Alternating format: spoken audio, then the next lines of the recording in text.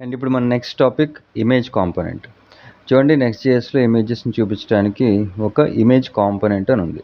అయితే ఇక్కడ మనకు కనిపించవచ్చు ఆల్రెడీ HTML లో ఇమేజ్ ట్యాగ్ ఉంది కదా, సపరేట్గా ఇంకొక ఇమేజ్ కాంపోనెంట్ ఎందుకు అని. అయితే నెక్స్ట్.js అనేది మన అప్లికేషన్ ఆప్టిమైజ్ అయ్యి బాగా పర్ఫామ్ చేయడానికి ఎక్కువ ప్రిఫరెన్స్ ఇస్తుంది. సో ఇప్పుడు మామూలుగా ఉన్న HTML ఇమేజ్ ట్యాగ్ యూస్ చేయటం వల్ల వచ్చే అవుట్పుట్, అలాగే నెక్స్ట్.jsలో ఉన్న ఇమేజ్ కాంపోనెంట్ యూస్ చేయటం వల్ల వచ్చే అవుట్పుట్ పర్ఫార్మెన్స్ పరంగా ఈ రెండిట్లో ఏది బాగుంటుందో ఇప్పుడు ప్రాక్టికల్గా చూద్దాం.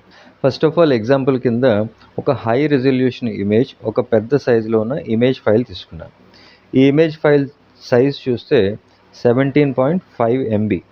ఇలాంటి ఇమేజెస్ మన అప్లికేషన్లో ఎక్కువగా ఉన్నప్పుడు అప్లికేషన్ మొత్తం లోడ్ అవ్వడానికి ఎక్కువ టైం పడుతుంది.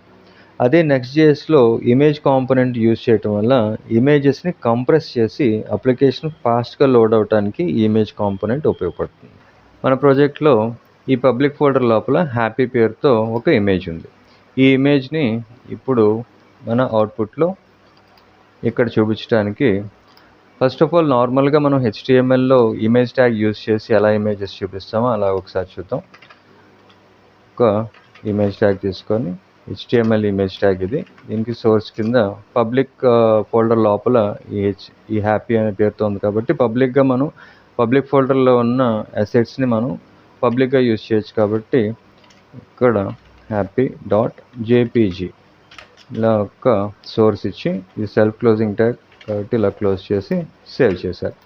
ఇప్పుడు అవుట్పుట్కి వెళ్తే చూడండి, ఒకసారి రిఫ్రెష్ చేస్తే ఇక్కడ ఇమేజ్ అనేది లోడ్ అవ్వలేదు. ఎందుకు అంటే JPG స్పెల్లింగ్ తప్పు రాశాను, JPG. సేవ్ చేసి ఒకసారి అవుట్పుట్కి వెళ్తే చూడండి, ఇమేజ్ అనేది లోడ్ అయింది కానీ పెద్ద సైజులో ఉండటం వల్ల చూడండి నేను 25% జూమ్ చేస్తే తప్ప ఇక్కడ 25% జూమ్ చేస్తే తప్ప ఈ ఇమేజ్ అనేది కనిపించట్లేదు. సో దీనికి ఫస్ట్ ఆఫ్ ఆల్ నేను ఒక విడ్త్ ఒక 200 పిక్సెల్ ఇచ్చి హైట్ కూడా ఒక 200 పిక్సెల్ ఇచ్చి సేవ్ చేశాను. ఇప్పుడు అవుట్పుట్కి వెళ్తే జూమ్ 100% జూమ్ చేస్తే ఇమేజ్ అనేది ఇలా కనిపిస్తుంది. ఇప్పుడు చూడండి, ఇమేజ్ తాలూకా సైజ్ అనేది చూడటానికి ఇన్స్పెక్ట్ చేసి ఒకసారి ఎలిమెంట్స్లో ఈ ఇమేజ్ తాలూకా సైజ్ చూద్దాం, అంటే ఫైల్ సైజ్. ఇక్కడ చూడండి, ఇక్కడ ఈ ఇమేజ్ ఉంది కదా, ఈ ఇమేజ్ తాలూకా ఫైల్ సైజ్ వచ్చి 18.3 MB. ఇప్పుడు ఇదే ఇమేజ్ని మనం నెక్స్ట్.jsలో ఉన్న ఇమేజ్ కాంపోనెంట్ యూజ్ చేసి చూద్దాం. So first of all image కాంపోనెంట్ని యూజ్ చేయడానికి ఈ కాంపోనెంట్ని ఇంపోర్ట్ చేసుకోవాలి, ఇమేజ్ ఫ్రమ్ నెక్స్ట్ ఇమేజ్. ఇలా ఇంపోర్ట్ చేసుకున్న తర్వాత ఇమేజ్ కాంపోనెంట్ని యూజ్ చేసేటప్పుడు సోర్స్ కింద డైనమిక్గా మన వాల్యూని ఇవ్వటానికి ఈ ఇమేజ్ని ఇంపోర్ట్ కూడా చేసుకోవాలి, అది కూడా ఒక ఆబ్జెక్ట్ కింద. సో ఇంపోర్ట్ ఈ ఇమేజ్కి మనం ఏ పేరు అని పెట్టచ్చు. ఫర్ ఎగ్జాంపుల్ మ్యాన్ అని ఒక పేరుతో ఈ ఇమేజ్ని ఇంపోర్ట్ చేసుకొని పాత్ ఇవ్వటానికి ప్రజెంట్ మనం ఈ వెడ్నెస్డే ఫోల్డర్ లోపల ఉన్నాం. అది వెడ్నెస్డే ఫోల్డర్ యాప్ ఫోల్డర్లో ఉంది, ఈ యాప్ అనేది సోర్స్ ఫోల్డర్లో ఉంది. కాబట్టి ఇక్కడ డాట్ డాట్ డాట్ స్లాష్, ఇప్పుడు యాప్ ఫోల్డర్లోకి వచ్చాం, డాట్ డాట్ స్లాష్, ఇప్పుడు సోర్స్ ఫోల్డర్లోకి వచ్చాం. సో ఇప్పుడు హ్యాపీ కాదు పబ్లిక్ అని రాయాలి, పబ్లిక్ స్లాష్ మన ఇమేజ్ పేరు happy.jpg. ఇలా రాసి సేవ్ చేసిన తర్వాత ఈ సోర్స్ కింద మనం డిఫైన్ చేసిన ఈ ఆబ్జెక్ట్, ఈ మ్యాన్ అనే ఆబ్జెక్ట్ని ఇక్కడ పాస్ చేసి డైనమిక్గా సెల్ఫ్ క్లోజింగ్ కాబట్టి ఇమేజ్ ట్యాగ్ ఇలాగా క్లోజ్ చేయొచ్చు. సేవ్ చేసి అవుట్పుట్కి వెళ్తే చూడండి, ఇమేజ్ అనేది లోడ్ అయింది కానీ పెద్ద సైజులో ఇలా లోడ్ అయింది. అయితే దీన్ని మనం ఇక్కడ విడ్త్ అండ్ హైట్ దీన్ని కూడా డిఫైన్ చేస్తాను. విడ్త్ 200 పిక్సెల్ దీనికి కూడా ఇచ్చి హైట్ కూడా 200 పిక్సెల్ డిఫైన్ చేశాను. సేవ్ చేసి ఒకసారి అవుట్పుట్కి వెళ్తే ఇప్పుడు చూడండి, రెండు 100% జూమ్ చేస్తే ఇలా రెండు పక్కన వచ్చాయి. అయితే ఒక హారిజాంటల్ ట్యాగ్ తీసుకుందాం, రెండింటిని డివైడ్ చేయడానికి ఒక హారిజాంటల్ ట్యాగ్ తీసుకొని సేవ్ చేస్తే చూడండి, రెండు ఇప్పుడు వర్టికల్గా పైన కిందన కనిపించాయి. అయితే ఇది మనం నార్మల్గా HTMLలో ఉన్న ఇమేజ్ ట్యాగ్ యూజ్ చేసి మనం ఎగ్జిక్యూట్ చేసిన ఇమేజ్. దీని తాలూకా సైజ్ అనేది ఇక్కడ చూద్దాం. చూడండి, ఈ హెచ్ఆర్ ట్యాగ్కి పైన ఉన్నది నార్మల్ ఇమేజ్ ట్యాగ్, HTML తాలూకా ఇమేజ్ ట్యాగ్. దీని సైజ్ అనేది 18.3. ఇప్పుడు ఈ ఇమేజ్ తాలూకా సైజ్ చూడండి, ఇది హెచ్ఆర్ ట్యాగ్కి కిందనున్న నెక్స్ట్ జేఎస్లో ఉన్న ఇమేజ్ కాంపోనెంట్ నుంచి మనం చూపించిన ఇమేజ్ తాలూకా ఫైల్ సైజ్. ఇది జస్ట్ 10.2 KB. ఎక్కడ 18.3 MB, అలాగే ఎక్కడ 10.2 KB. అంటే ఇది చాలా లైట్ వెయిట్. ఇలాంటి ఇమేజెస్ మనకి ఎన్ని ఉన్నా సరే చాలా తొందరగా ఫాస్ట్గా లోడ్ అవుతాయి. ఈ డిఫరెన్స్ మనకి ఇక్కడే తెలుస్తుంది. చూడండి, 18.3 MB ఉన్న ఇమేజ్ కాంపోనెంట్ యూజ్ చేయటం వల్ల 10.2 KBకి కంప్రెస్ చేసింది. సో ఇలాంటి ఇమేజెస్ ఎన్ని ఉన్నా సరే మన అప్లికేషన్లో అవన్నీ కంప్రెస్ అయ్యి మన అప్లికేషన్ లోడ్ అయ్యి పర్ఫార్మెన్స్ పెరగడానికి ఈ ఇమేజ్ కాంపోనెంట్ చాలా ఉపయోగపడుతుంది. ఫర్ ఎగ్జాంపుల్, దీన్నే నేను ఇక్కడ నుంచి ఈ నార్మల్ ఇమేజ్ ట్యాగ్కి ఉన్న విడ్త్ ఒక 500x500 చేశాను. అంటే 500 విడ్త్, 500 హైట్. అలాగే దీన్ని కూడా ఇమేజ్ కాంపోనెంట్ యూజ్ చేసిన దీనికి 500 విడ్త్ అండ్ హైట్ డిఫైన్ చేసి సేవ్ చేశారు. ఇప్పుడు అవుట్పుట్లోకి వెళ్తే ఇక్కడ చూడండి, సైజ్ పెరిగింది.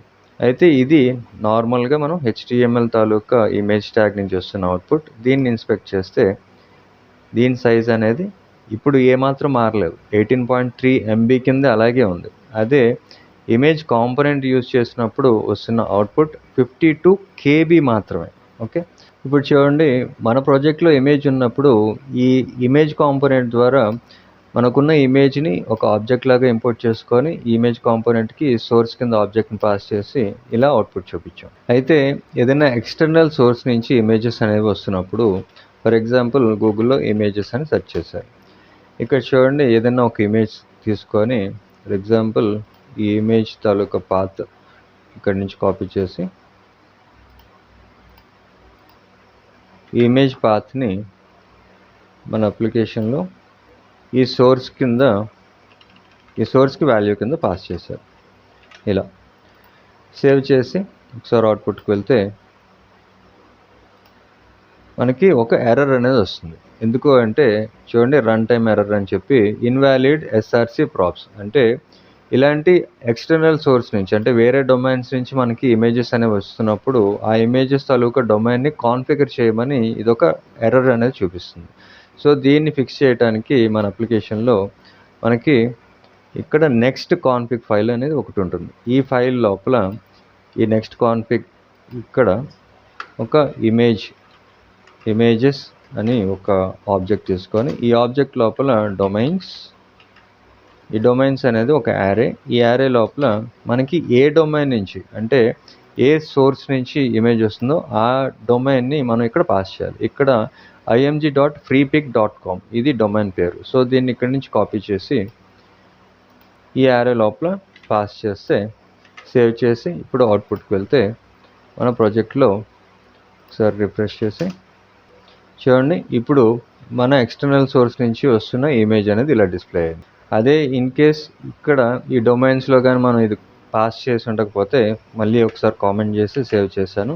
అవుట్పుట్కి వెళ్తే ఇక్కడ మళ్ళీ ఒక ఎర్రర్ అనేది వస్తుంది. సో ఇలాగా మనం వేరే ఎక్స్టర్నల్ సోర్స్ నుంచి వస్తున్న ఇమేజెస్ తాలూకు డొమైన్స్ని ఇలాగ నెక్స్ట్ కాన్ఫిగ్ ఫైల్ లోపల ఈ డొమైన్స్లో డిఫైన్ చేయాలి. అలాగే ఈ ఇమేజ్ని ఒకసారి ఇన్స్పెక్ట్ చేసి ఈ ఫైల్ సైజ్ చూద్దాం. చూడండి, ఈ ఫైల్ సైజ్ ఇప్పుడు 33 KB మాత్రమే. అలాగే ఇంకొకసారి మన అప్లికేషన్లోకి వచ్చి ఈ కాంపోనెంట్లో ఇమేజ్ కాంపోనెంట్కి మనం డిఫైన్ చేసిన విడ్త్ అండ్ హైట్ 500x500, అంటే విడ్త్ 500, హైట్ కూడా 500 పిక్సెల్ డిఫైన్ చేసాం. ఇప్పుడు ఈ విడ్త్ అండ్ హైట్ని ఒకసారి మార్చి దీన్ని 800 కిందకి మారుస్తున్నాను. విడ్త్ 800 పిక్సెల్ అండ్ హైట్ కూడా 800 పిక్సెల్. అలాగే ఈ ఇమేజ్ ట్యాగ్ HTML నుంచి వస్తున్న ఇమేజ్ ట్యాగ్ని కామెంట్ చేసి సేవ్ చేసి ఇప్పుడు చూడండి, ఈ ఇమేజ్ సైజ్ అనేది పెరిగింది. ఇప్పుడు ఇన్స్పెక్ట్ చేసి దీని తాలూకా సైజ్ చూద్దాం. ఈ ఫైల్ సైజ్ చూడండి, ఇప్పుడు కూడా 33 KB మాత్రమే ఉంది. సో ఇలాగా ఎక్స్టర్నల్ సోర్స్ నుంచి వస్తున్న ఇమేజెస్ని కూడా కంప్రెస్ చేసి చాలా లైట్ వెయిట్ కిందకి ఫైల్ని మార్చి మన అప్లికేషన్ ఆప్టిమైజ్ అవ్వడానికి ఈ ఇమేజ్ కాంపోనెంట్ చాలా ఉపయోగపడుతుంది.